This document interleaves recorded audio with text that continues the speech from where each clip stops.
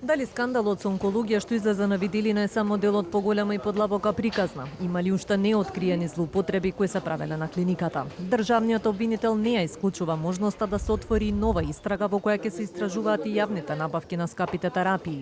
Дали ќе бидат опфатени фирми веледрогери или пак функционери, Куцевски не открива, но потврди дека има и друга ревизија по која се постапува. Имаме друга ревизија за која што по таа ревизија натаму ќе се постапува. Можно е нова истрага со се можно затоа што таа ревизија не докасва оваа постапка. Тоа е за периодот околу набавката на.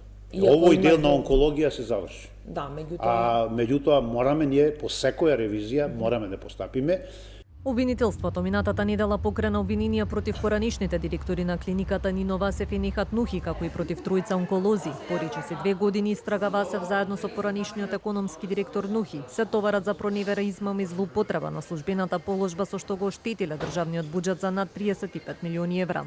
Тројцата онколози се товарат за несовесно лекување на пациенти. Во меѓувреме од Министерството за здравство за телевизија 24 велат дека веќе се превземаат мерки за зајакнување на персоналот на клиниката.